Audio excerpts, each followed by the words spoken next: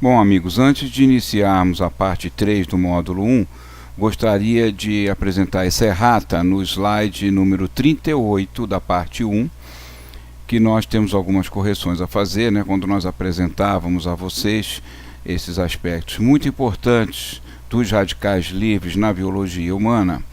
Tínhamos já falado sobre a tireoide, a importância do iodo para se ligar na tirosina depender dos radicais livres, e tínhamos colocado aqui na imunidade, tinha faltado essa enzima aqui, a NADP-oxidase, que vai produzir o superóxido nos fagócitos, né? Esse superóxido que é uma arma mais leve, digamos assim, para a destruição de vírus, bactérias, enfim.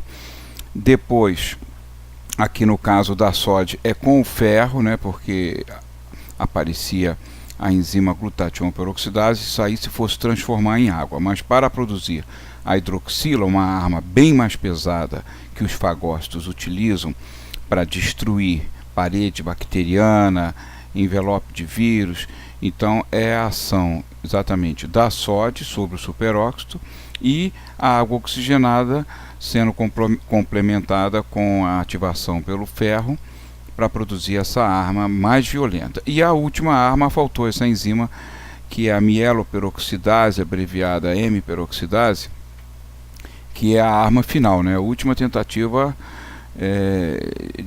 usando um radical livre hipoclorito, que é muito mais violento que os outros, e que também é produzido nos neutrófilos, nos macrófagos, nos linfócitos, né? Então, essa correção que queríamos fazer para vocês antes de entrarmos na parte 3.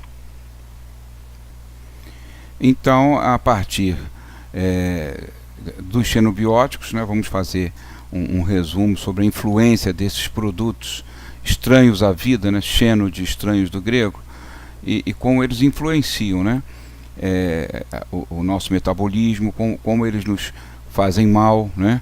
Como eles provocam câncer, tudo isso quando ele não nos adapta, né? O famoso não mata, engorda, a hormese, né? Então, óbvio que muitas dessas ações de influências químicas dos xenobióticos, através da adaptação, né, da epigenética, nós vamos enfrentar e vamos conseguir um estado de equilíbrio. Isso aqui é adaptação à vida, né? O ser humano é pródigo, né? Em várias comprovações sobre adaptações metabólicas, também os mamíferos, os animais de uma forma geral. Só que nas setas vermelhas, então nós temos quando isso não acontece, né?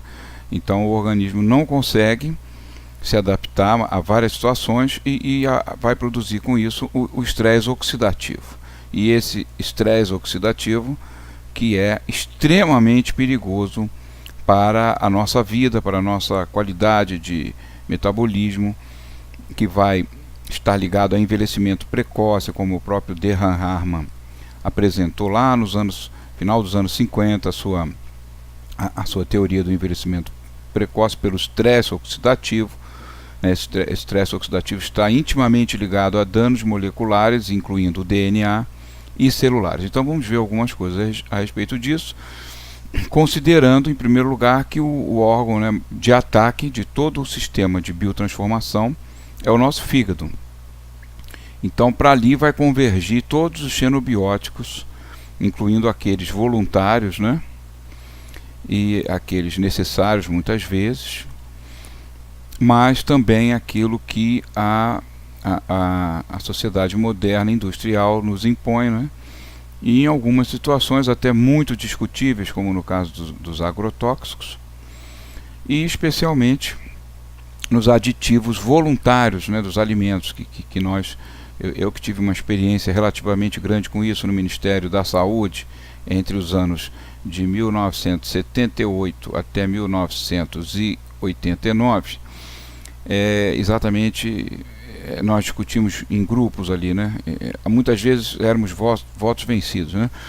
Pessoal técnico com relação à parte política, né? Então eu sempre questionava por que nós precisamos colocar tanto açúcar, tanto edulcorante no alimento, tanto corante, né? A indústria, não, padronização de corpo que o consumidor rejeita.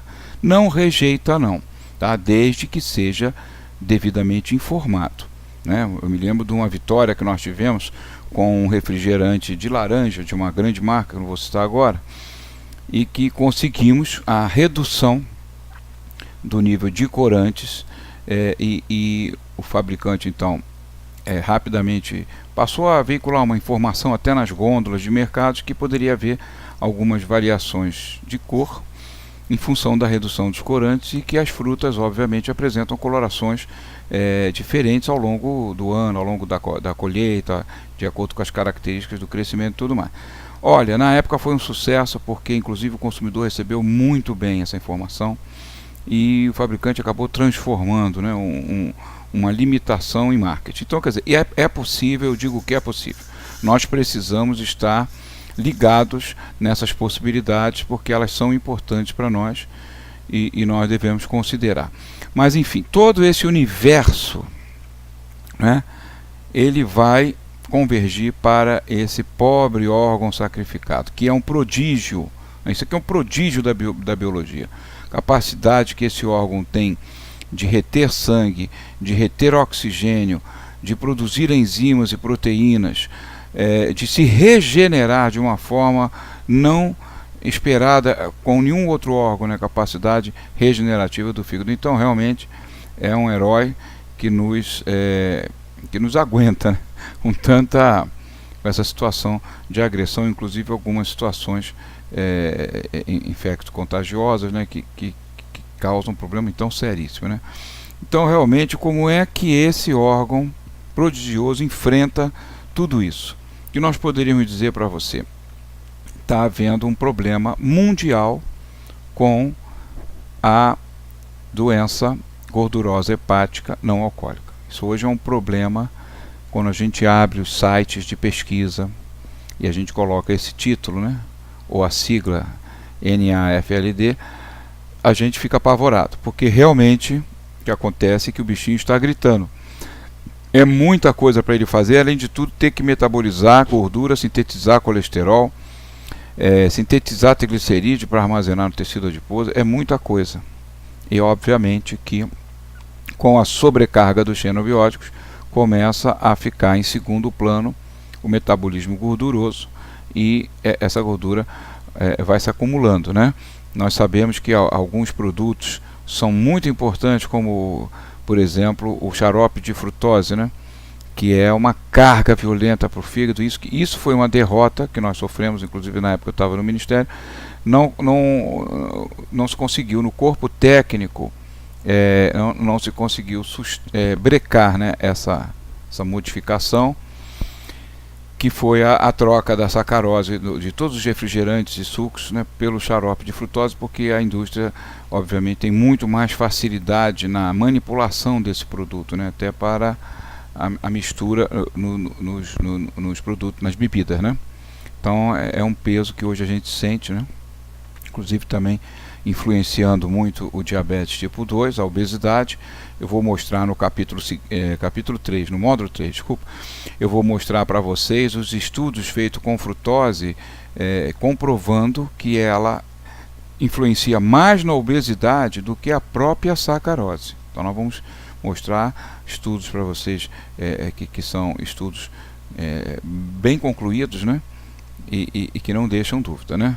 Então o que acontece é que nós temos vários auxílios, né, com relação à doença, a doença gordurosa hepática não alcoólica, né, e o complexo ele se traduz numa das armas mais poderosas, né, que nós vamos ver vários artigos publicados, né.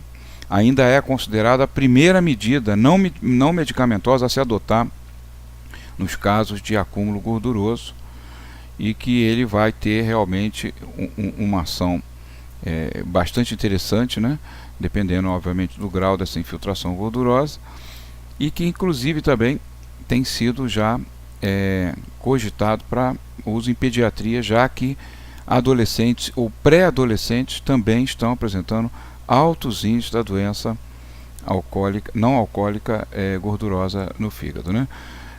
Na própria esteatose, a história da vitamina E tem sido registrada com resultados muito interessantes, né? e inclusive melhorando os marcadores bioquímicos inflamatórios e histológicos nesses indivíduos com infiltração gordurosa. Os tocoferóis têm um papel de muita relevância, né? Parte do nosso complexo E, que vimos no módulo 1 na parte anterior. Então esses tocoferóis, junto com os tocotrienóis, vão formar o complexo E, e realmente ele já tem estudado inclusive individualmente esses isômeros, né? E com relação ao isômero alfa, ao isômero gama, e avaliando esse estresse oxidativo, no caso levando a uma esteatose e uma hepatite não alcoólica, né?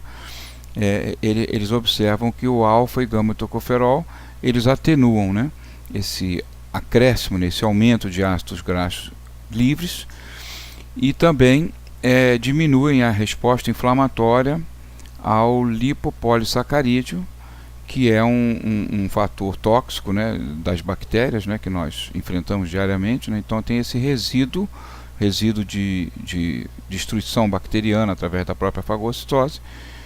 Inclusive é modelo hoje inflamatório para se estudar nos animais qualquer tipo de estudo com inflamação. A indução da inflamação é certa através da administração da injeção, muitas vezes peritoneal nos animais, com o lipopolissacarídeo, né? Então realmente os isômeros precisam estar associados, porque vocês vão verificar que eles têm ações complementares, né? Aqui vocês vão ver também a associação do tocoferol com os tocotrienóis na doença gordurosa não alcoólica, né? E de fato é uma literatura bastante volumosa, né? Mostrando os efeitos dos tocotrienóis, dos tocoferóis nesse fígado gorduroso. Mas assim, com relação a esse sacrifício hepático, digamos assim, né, que é muito exigido, né, voltando aqui rapidamente, muito exigido por todo esse arsenal ao qual nós estamos expostos, né, repetindo voluntariamente ou não voluntariamente. Então é uma resposta contínua que nós temos desse fantástico órgão, né, que ele vai trabalhar basicamente com o objetivo de solubilizar todos esses agentes tóxicos, porque nós temos que entender e conhecer que a maior parte desses produtos xenobióticos tóxicos, eles não são solúveis, tipo, considerando a solubilidade master do organismo, que é o meio aquoso, né, predominantemente, né? Então no nível sanguíneo, no nível do citoplasma, então nós temos um meio amplamente lipofílico, e cujas excreções e os carreamentos desses materiais para fora do organismo, obviamente que a solubilização é um primeiro passo que vai acelerar a eliminação da substância tóxica, principalmente através da excreção renal, e que vai permitir que o organismo mais rapidamente se recomponha, né? Então todos esses sistemas que nós estamos vendo aqui, tá?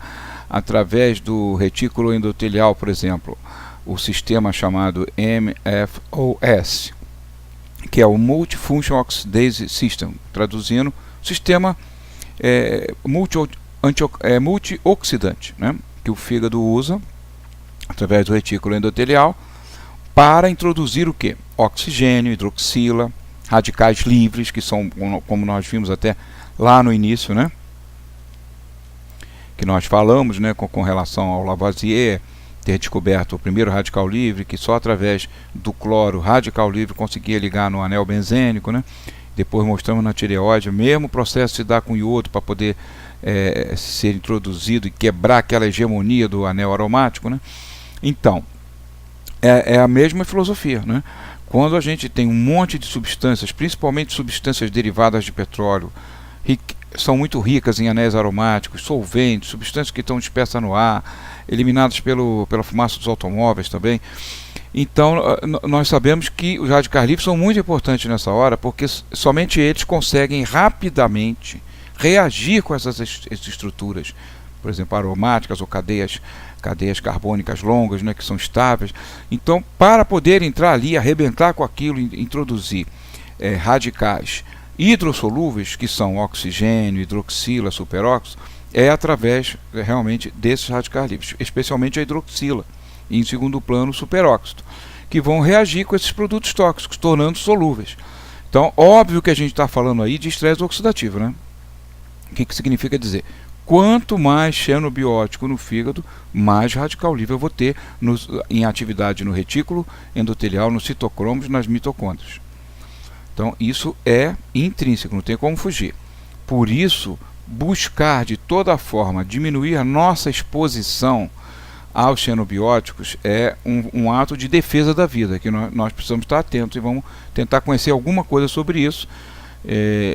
Graças a Deus eu tenho muita experiência nisso, porque além de bioquímico eu sou especializado em toxicologia e fiz um trabalho longo no Ministério sobre exatamente os agrotóxicos e outras fontes de toxicidade. Então a gente vai mostrar para vocês algumas coisas até que podem ajudar, né? Coisa do dia a dia que nós podemos evitar, né? E também reconhecendo que o fígado é pródigo nesses processos que visam a solubilização desses tóxicos para facilitar a sua excreção no meio aquoso. Além desse sistema violento, né, que usa muito radical livre, nós temos um sistema mais brando, que diríamos a vocês que é o processo eletivo do fígado para solubilizar substâncias, que é a famosa glicuronidação, que nós aprendemos lá da farmacologia, na biotransformação, lá no nosso curso ainda na faculdade, o período básico, né? Talvez a gente não se lembre, então vamos voltar a isso aqui. O ácido glicurônico, ele é obtido através da glicose, né? A oxidação da glicose, ela leva ao ácido glicurônico. Não estou dizendo a oxidação que vai levar a piruvato e a ATP, estou dizendo uma oxidação específica que transforma a glicose em ácido glicurônico. Esse ácido glicurônico é extremamente solúvel em água, devido à sua grande profusão em hidroxilas iônicas. Nem estou falando de radical livre, hidroxilas iônicas, como são as hidroxilas da glicose, por exemplo, né? Então, essa solubilidade dele em água é tão forte que ele, quando se conjuga a um benzeno, a um anel aromático, a uma substância tóxica de característica também de cadeia linear, ele automaticamente ele transforma esse produto num produto solúvel e com grande facilidade para a excreção urinária. Por isso que ele é o método que o fígado mais utiliza, porque ele não utiliza radical livre, né? Ele tem enzimas muito eficientes para promover essa conjugação. Infelizmente não é possível em todas as situações, né? À medida em que nós temos moléculas mais complexas, né? Anéis aromáticos geminados, como antraceno, naftalenas, temos limitações então também. Por isso que existem métodos opcionais, né? Alternativos, e obviamente o Multifunction Oxidase System é o mais agressivo, mas é o que resolve, né? Aquilo que não foi conseguido resolver por glicuronidação, sulfatação, metilação, o MFOS ele vai resolver com um ônus de aumentar o estresse oxidativo. A sulfatação também é um método que é utilizado em um terceiro plano, e a metilação, que não é exatamente um método de solubilização, né? Mas sim um método de inativação, porque essa metilação muitas vezes não muda o processo de solubilização, mas a inativação farmacológica, né? É um fato muito concreto com as reações de metilação, porque elas mudam as características que sempre falamos aqui de ação farmacológica, que é chave fechadura. Então uma metila, que é um carbono, né, com 3 hidrogênios, já pode ser o suficiente para que essa chave não encaixe mais na fechadura. Então, por exemplo, vamos citar aqui para vocês algumas inativações importantíssimas da metilação. A primeira delas, a adrenalina, que ao ser metilada é inativada, e a própria histamina. são produtos muito ativos biologicamente e que precisam estar sob estrito controle metabólico, senão causam verdadeira devastação, como nós sabemos, né? Então realmente isso aqui é um painel geral que mostra pra gente que tudo isso aqui está caminhando na tentativa de excretar, seja pela via urinária ou pela via fecal. Ainda temos a via biliar, que também é menos efetiva com relação às substâncias tóxicas, né?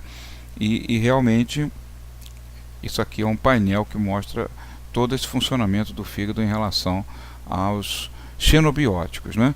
Então esse Multifunction Oxidase System, ele vai acabar gerando muito superóxido, que é esse radical representado pelo O2-, e muita hidroxila, que é a hidroxila, no caso o OH com esse pontinho de elétron desemparelhado. Da mesma forma a sulfatação. Então nós estamos vendo que temos métodos importantes, mas que vão nos ter um custo, né, para podermos harmonizar o estresse oxidativo. Já o ácido glicurônico, como falávamos a vocês, né, é essa glicose transformada em ácido na ponta uma carboxila, que isso aqui só de você olhar esse monte de hidroxilo iônico, isso aqui já pede água, né, ela está ávida pela água, ela é muito solúvel na água. Então, à medida em que consegue fazer uma conjugação com uma substância tóxica, representada aqui, por exemplo, por essa substância, um anel aromático aminado, né, uma anilina, por exemplo, que é um corante, né, que são muito tóxicos, né, esses corantes à base de anilina. Então, o ácido glicurônico ele se junta com isso para então formar um trem da solubilidade, né, e carregar isso para ser eliminado. Só que nós temos um custo disso aí com ATP, né, consumo de ATP, glicogênio, somente o glicogênio hepático, né, que não tem um estoque tão grande assim. Então vai consumir as fontes energéticas do fígado. Por isso que qualquer intoxicado, quando chega no hospital, a primeira coisa que o corpo de atendimento faz, glicose, né, porque vai estar consumindo muito disso aqui realmente nos processos de desintoxicação, né. Os estudos sobre o ácido glicurônico são estudos da década já de 40, nós já tínhamos, inclusive antes disso, ainda na década de 30, já tínhamos trabalhos mostrando a importância do ácido glicurônico, né, e a sua síntese no fígado. Isso foi demonstrado em animais, depois foi comprovado em seres humanos, né, o que acontece quase que via de regra, né, porque nossa biologia dos animais, principalmente se considerarmos mamíferos, é muito próxima, e isso é uma arma que a ciência usou, né, durante todo esse século e meio, né, de pesquisas biológicas, né, e sabendo que isso agora está para mudar, porque cada vez mais ficam restritos os estudos com animais, né. Então nós já temos muitas restrições aos primatas, né? O estudo com primatas está sendo cada vez mais restrito, não está conseguindo mais aprovação quase.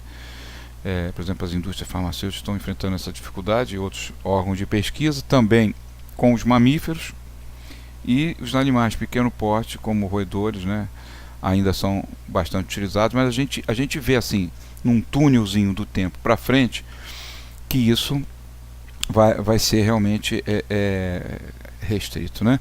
E por isso que já está entrando essa nova tecnologia, né, iPSC, né, que é uma tecnologia com células tronco que podem ser estimuladas a se transformar em tecidos de órgãos humanos, inclusive. Então é um estudo in vitro, mas já está obtendo resultados às vezes melhores do que estudos com animais roedores, por exemplo, por utilizarem células humanas, e essas células são cultivadas para se transformar em tecidos de órgãos que se quer estudar. Então nós já temos um estudo no Japão muito importante que foi realizado, o chamado estudo do coquetel anti-Alzheimer, que eu vou mostrar para vocês depois, lá pela módulo 5 ou 6, nem sei já mais essa sequência de módulos, mas a gente vai ver isso aí. Esse estudo feito na Universidade de Kyoto, no Japão, que utilizou já essa tecnologia celular com resultados espetaculares, né? E encontrou em medicamentos conhecidos e usados há mais de 5 décadas efeitos impressionantes para para diminuir a progressão do Alzheimer, né? E são produtos baratos de uso corriqueiro que a gente vai estar dizendo para vocês mais à frente, né? Então, realmente, precisamos encontrar maneiras de melhorar esse nosso estoque de ácido glicurônico, porque isso aqui é vital, né? Obviamente, a glicose, no caso intravenosa, que se faz nos pronto-socorro e tudo mais, mas assim no dia a dia nosso, né, não vamos estar toda hora tomando glicose na veia, né? Então, até porque a gente sabe também que isso seria completamente inviável, né? Mas assim, do ponto de vista suplementar, o que nós poderíamos fazer para melhorar o ácido glicurônico? Então aparece esse ácido glucárico através do seu sal D-glucarato de cálcio, que é o mais usado, que ele mostrou realmente essa capacidade importantíssima de facilitar esse processo de preservação do ácido glicurônico, né? Através inclusive de um bloqueio enzimático, né, nessa enzima D-glicuronolactona desidrogenase, que ele vai manter os índices mais elevados de ácido glicurônico, porque então ele diminui a destruição do ácido glicurônico. Então realmente, além de tudo, o glucarato hoje está sendo muito estudado, porque facilita a eliminação de substâncias carcinogênicas do organismo, né? E cada vez nós vemos mais interesse nesses produtos, né? É um interesse que poderia ser muito maior se fossem produtos passíveis de, por exemplo, patente, né? Se pudessem ser patenteados, obviamente que aí todo esse peso científico, né, da indústria farmacêutica, que sempre digo, eles estão sempre muito à frente de tudo que a gente sabe, né? E até no governo eles sabem antes, né? Mas infelizmente só investem mesmo nos produtos que possam ser objeto de patente. Então toda essa área ortomolecular, o que nós vemos é uma dedicada um esforço, né? Um esforço dedicado de universidades, né? No caso dos países que têm investimentos, né, na pesquisa universitária, como Estados Unidos, muitos países da Europa, Japão. Então essa é a ortomolecular que a gente consegue, né, ter assim uma validação científica, né, através exatamente desse esforço, né? Então esse D-glucarato, que ele reduz a inflamação hepática, né? Você veja que foi utilizado um controle positivo, né, que é inclusive presente no cigarro também, que é o benzopireno. Aliás, o benzopireno ele está presente em quase todas as combustões, onde entra celulose, onde entra celulose de várias maneiras, desde o papel até a madeira. Eu sempre chamo a atenção para esses alimentos defumados, né, que contêm altos índices de benzopireno. É um carcinogênico positivo e vai ser inclusive utilizado aqui, ó, em modelos em que você produz inflamação, produz câncer, né? E você veja que realmente nós tivemos um efeito bem interessante, né, com o controle negativo, por exemplo. Aí quando nós utilizamos animais e o controle positivo é o benzopireno, você veja que sobe em níveis rápidos, né? Principalmente esse marcador, que é a interleucina 6. Depois, quando nós adicionamos 2% de D-glucarato, já dá uma boa descida essa resposta inflamatória. E se nós aumentarmos a concentração do D-glucarato, nós vamos restabelecer a padrões inclusive inferiores ao controle dos animais que não foram induzidos com benzopireno. Aqui você vai ver, por exemplo, fórmulas que auxiliam no aporte de ácido glicurônico e no controle do estresse oxidativo hepático, né? O D-glucarato é muito importante nós utilizarmos, podemos fazer essa dosagem de 250 mg, e esse outro poderoso antioxidante que preserva muito a função hepática, que é o ácido ferúrico, um flavonoide que apresentamos lá atrás naquela tabela geral de flavonoides. Vocês vão ver que ele é do grupo da esquerda dos ácidos fenólicos, né? E nós também temos o nosso poderoso L-glutatione, que é o desintoxicante, digamos, universal, que foi utilizado até pelos alemães na Segunda Guerra Mundial para quando os soldados eram atingidos pelo próprio veneno, como o gás mostarda e outros, né? Então, realmente, é muito importante essa utilização, sempre lembrando que o L-glutatione ele deve ser utilizado pela via sublingual, em pastilhazinhas próprias, né, que são com uma gomazinha de rápida dissolução no plexo sublingual e com ótima absorção ali naquele plexo capilar, né? Então nós temos aqui, por exemplo, um resumozinho de fórmulas eficientes que podem ajudar bastante nesse processo. O ácido ferúrico, como estava falando a vocês, ele vai ter uma ação muito favorável, né? À medida em que, por exemplo, está se avaliando assim o efeito inflamatório de uma dieta muito super rica, né, super concentrada em glicose, né, então o fígado vai lá para cima, né, apoptose em resposta inflamatória, em resposta à toxicidade, né, que essas células enfrentam nessas situações. Mas à medida em que vai se administrando dosagens, né, cada vez maiores do ácido ferúrico, até essa aqui de 10 microgramas por mililitro, então ele consegue reduzir bastante também essa morte celular do fígado através do ácido ferúrico. Aqui nós vamos ver, por exemplo, o metabolismo de um medicamento, né, que a gente não está aqui falando mal do medicamento, a gente está apenas apresentando dados farmacológicos que são conhecidos da própria indústria, que é um produto muito seguro, que é o acetaminofenol, mas que também em dosagens elevadas ele vai produzir um radical livre, né? Então ele vai forçar as vias de eliminação. Por isso que eu digo a vocês, às vezes não é só a substância tóxica propriamente dita do ar, da água, dos automóveis, também pessoas que utilizam muitos medicamentos, não quando seja necessário, obviamente, em muitas situações, mas essa automedicação, isso que acontece aí no Brasil, assim, a torta e a direito, né? No elevador, como eu já vi, a pessoa leiga receitando para o vizinho para tomar o omeprazol, o outro dizendo para tomar diclofenaco, cataflã, é uma festa, né? Nesses condomínios e as pessoas se receitam, são todas médicas, né? Então isso acontece muito, né? Então muitas vezes a medicação ela é utilizada sem a real necessidade de utilização. E é isso que a gente combate há muitos anos. Eu já fui do grupo de combate à automedicação do Ministério da Saúde, representei o Brasil na reunião famosa que teve em Lima nos anos 84, em que todos os nossos vizinhos gringos, né, nos justificavam nós sermos o primeiro na América do Sul em automedicação. Então eles muito revoltados, não, vocês só conseguem isso porque vocês têm mais dinheiro, porque nós...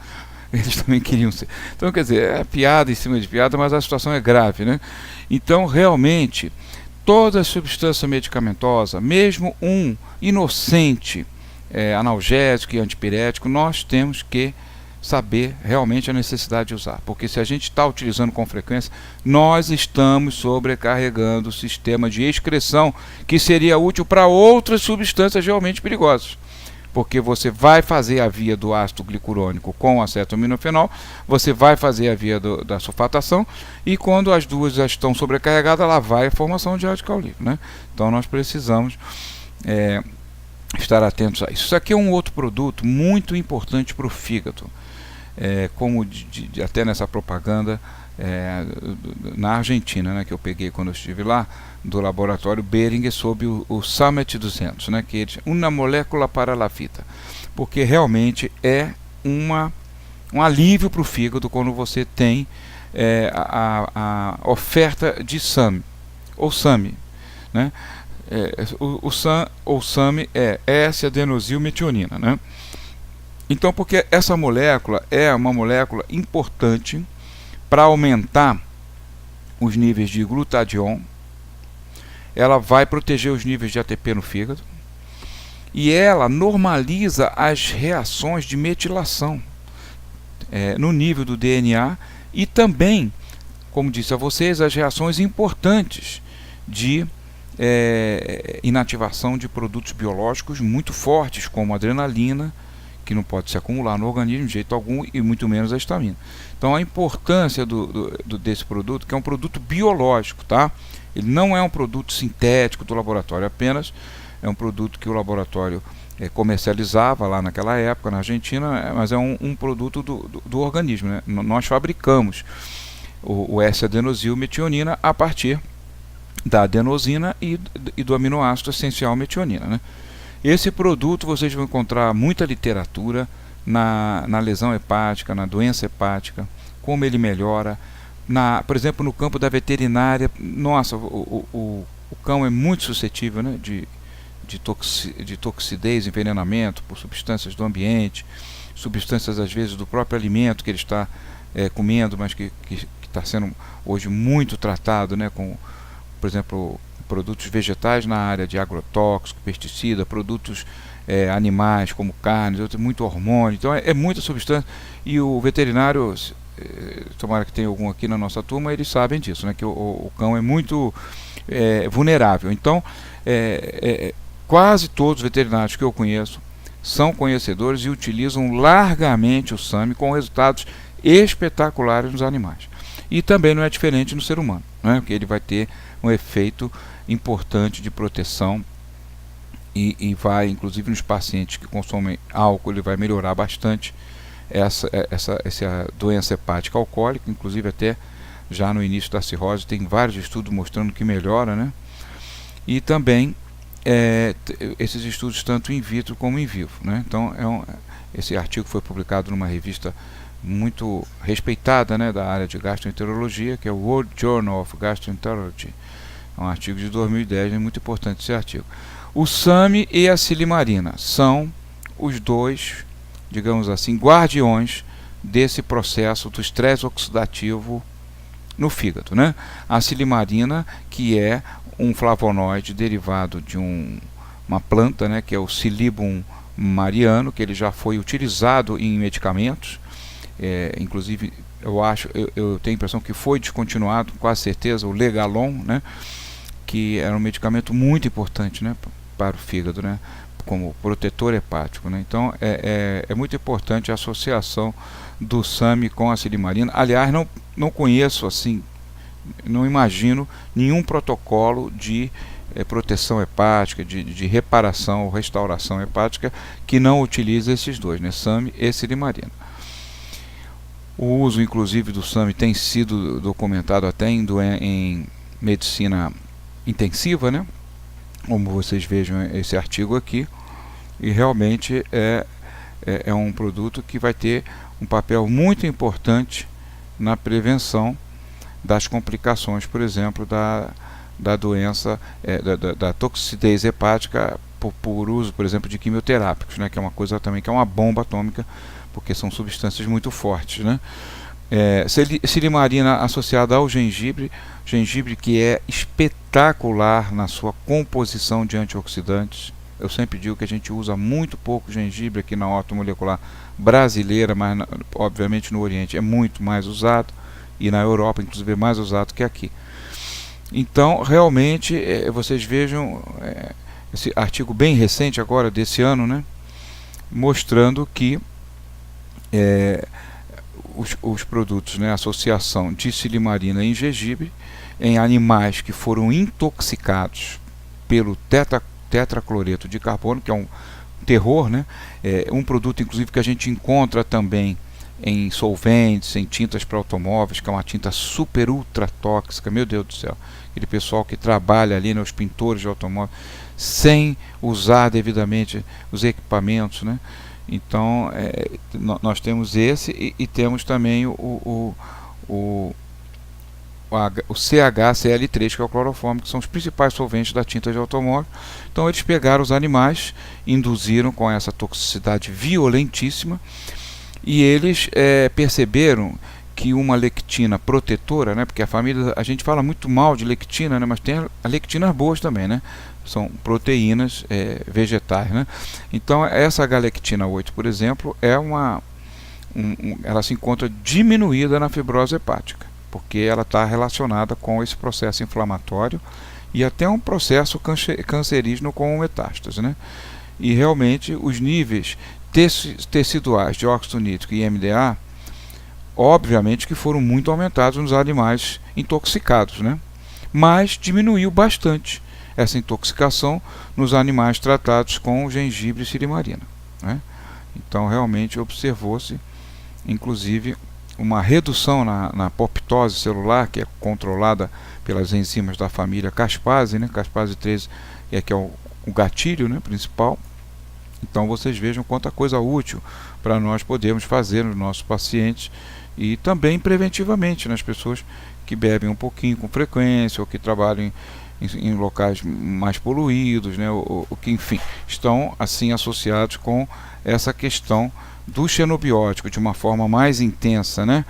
Aqui você vê também um fitoterápico super importante nos estudos que estão mostrando a capacidade de regeneração hepática, né, que é o nosso goji-berry, que já foi chamado de suco dos monges do Tibete, uma vez que ele foi trancado em chaves durante séculos, né? É uma das frutinhas que eles utilizam nesse famoso suco dos monges, né? Outras são uvas silvestres e um tipo de amora.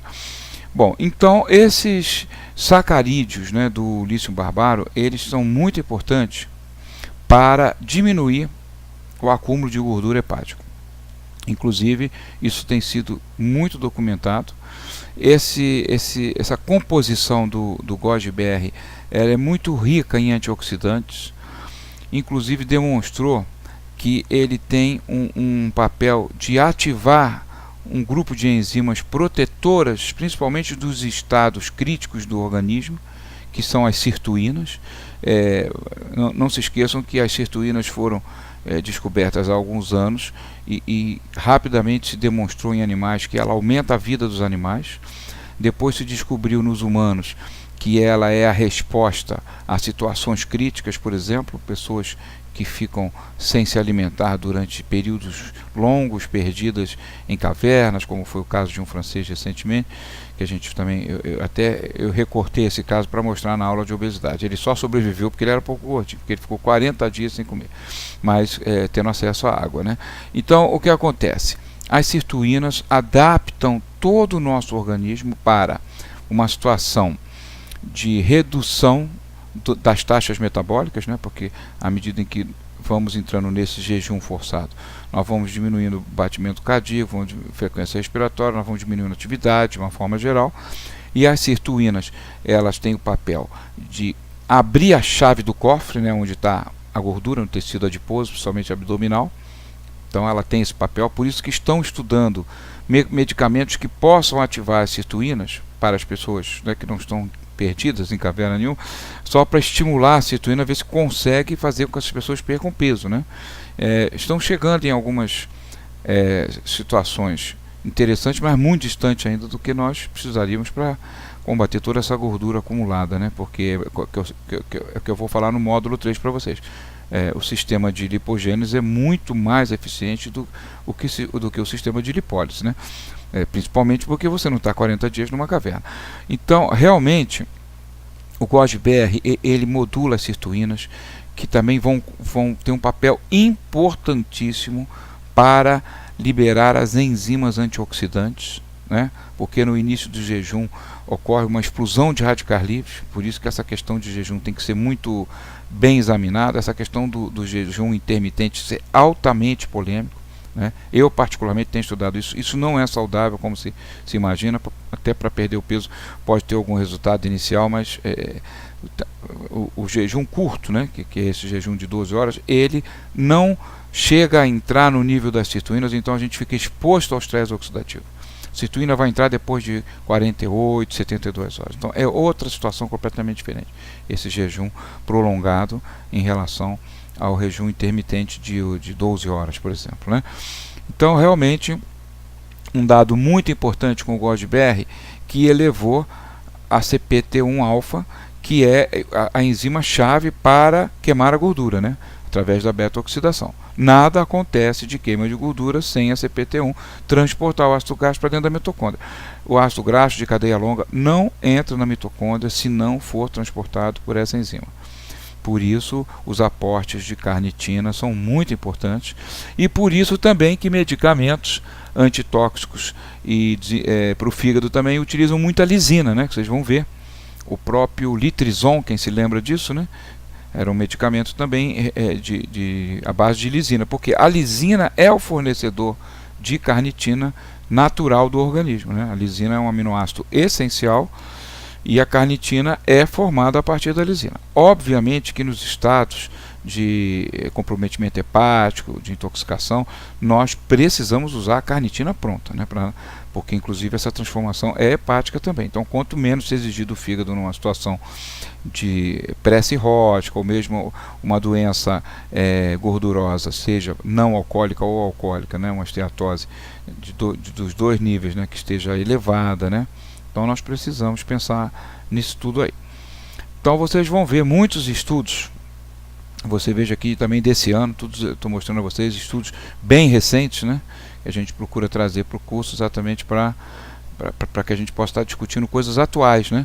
Então você veja também mais uma vez artigos comprovando, né, o efeito muito benéfico dos polissacarídeos do Godberry e mostrando inclusive que regulou positivamente a glicose, diminuiu a hemoglobina glicada, diminuiu a resistência à insulina através da análise do sistema OMA, né? E melhorou os níveis de sódio, glicogênio hepático, enfim. Um bálsamo para esse fígado tão massacrado, né? O nosso Godberry, o nosso Lício Barbaro, que nós temos hoje, felizmente, né, com bastante facilidade. As farmácias todas apresentam esse extrato seco, né? A avena tem um extrato de alta qualidade do Lício Barbaro, e também podemos comer a frutinha, no caso, através de como se fosse passas, né? A fruta desidratada, em casas japonesas, orientais, principalmente, isso é mais chinês, né? Nós encontramos também, é muito gostoso, eu sempre que posso encontro, eu compro, e é uma delícia, né? Ela é quase do formato de um damasco, um pouquinho mais estreita, mas é outro sabor completamente diferente, não é ácida como o damasco, né? Então tudo isso aqui são dicas que nós vamos dando a vocês a partir do que cientificamente tem sido comprovado, né? Aqui você vai ter também a ajuda importante na doença gordurosa não alcoólica, né? Dos carotenoides, beta-caroteno, licopeno, luteína, zeaxantina, criptoxantina, um time de peso, né? Que só faz o bem, que estão nos alimentos vegetais, né, que nós precisamos sempre estar aumentando esse consumo. Não interessa se tem agrotóxico ou não, aliás, interessa, desculpa, mas assim, não interessa, que nós temos que consumir, né? O que a gente tem que procurar, evidentemente, os orgânicos, né, de boa procedência, porque já se descobriu muito orgânico picareta por aí também, né? Então procurar realmente produtos confiáveis. E realmente, quando a gente não tem acesso diretamente ou facilidade nos orgânicos, é até um contrassenso, mas eu vou falar, a gente tem que procurar os alimentos mais feios, né? A cenoura que não é maior, o tomate que não é aquele exagerado, porque todos esses alimentos, né, aqueles lindos, maravilhosos, ganhadores de prêmio, né, são os que possivelmente têm maior adição química, né?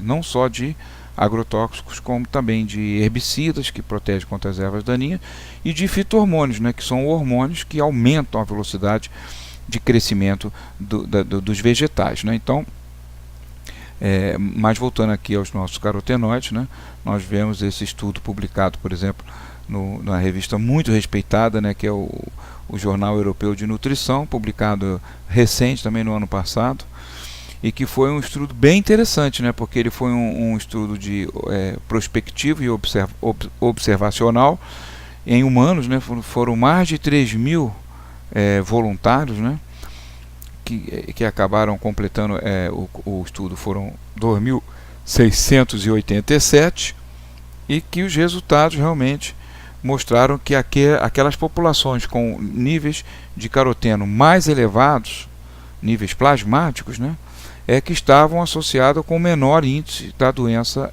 gordurosa não alcoólica, né? Então vamos cair na cenoura, gente, vamos cair em todas essas fontes de carotenoides, né?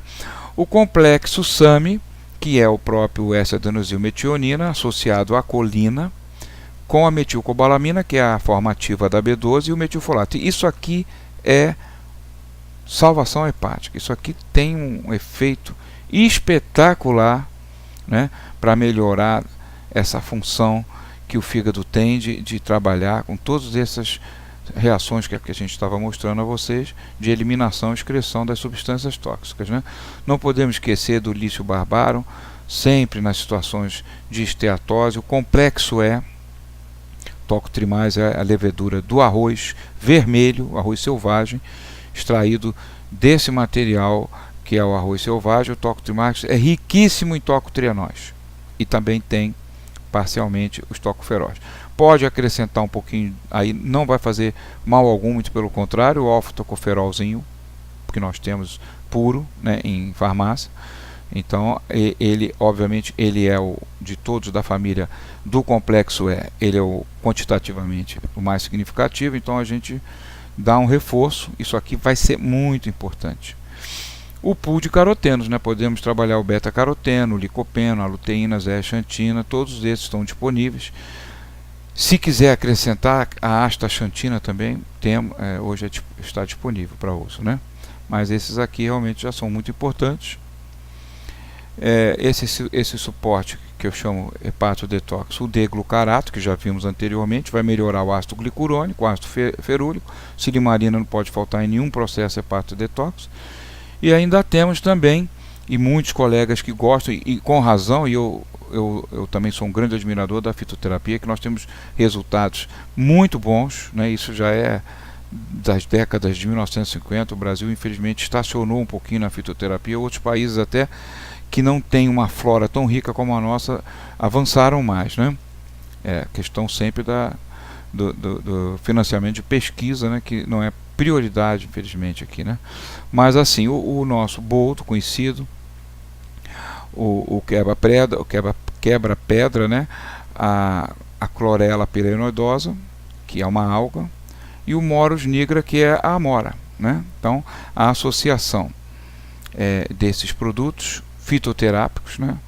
Que vão ter um resultado espetacular. Não, aqui no caso do Echinodorus grandiflorus é o chapéu de couro, né? Perdão, acho que eu falei quebra-pedra, é o filante nilo. Esse aqui é o chapéu de couro, esse aqui é o boldo, a clorela e a amora. Potentes desintoxicantes do nosso grupo vegetal. Os aminoácidos ramificados, né? Os famosos BCAA. Isso aqui é importantíssimo na doença, principalmente grave hepática, né? Então nós vamos ter a publicação de artigos como esse que evidenciam os efeitos benéficos, inclusive nos casos muito graves, como a própria cirrose hepática, né? E que os estudos com humanos mostraram resultados muito favoráveis em médio e longo prazo, né? E situações críticas. Então vocês vejam como são importantes os BCAA. Vocês vejam aqui, por exemplo, né, avaliando a bilirrubina, né, que é um indicador de eficiência hepática, né? Então você veja que os pacientes administrados com BCAA, eles já vão logo diminuindo, né? Uma dose substancial de 12 gramas nesse estudo, mas isso aqui nós estamos falando de cirrose, né, gente? Pessoas que estão, inclusive, correndo elevado risco. Podemos fazer doses bem menores, né, para prevenção ou mesmo nas situações que não são tão graves, né, numa insuficiência leve hepática, aumento de enzimas, uma esteatose. Então podemos fazer aí metade disso ou um quarto disso, né, de 3 a 6 gramas por dia sem nenhum tipo de problema tóxico, né? Por exemplo, desmembrando o BCAA, né, o L-leucina, isoleucina e valina. Esses três são poderosos desintoxicantes do fígado. E associando ao grupo que favorece o ciclo da ureia, né, o funcionamento adequado desse ciclo que elimina a amônia, essa amônia que é intensamente produzida em qualquer processo hepático, porque tem muita destruição de aminoácidos, muita destruição de proteína e cresce muito o volume de amônia, né? Então você veja bem, uma formulação como essa, para fazer em cápsulas, seria número grande de cápsulas, então podemos preferir um sachê, que é uma forma bem mais tranquila da pessoa misturar num copo d'água, por exemplo, né? E isso aí vai ser bem tranquilo, não temos assim sabores desagradáveis, não tem nenhum sulfurado aqui, né? Então agora realmente com relação ao câncer, nós vamos estar iniciando a nossa quarta parte desse módulo 1, e que nós gostaríamos de estar salientando alguns aspectos muito importantes para vocês nessa parte a seguir, que nós segmentamos o módulo 1 em vários vídeos para facilitar e para não estar exatamente cansando tanto vocês assim, né? Então vamos fazer uma pausa.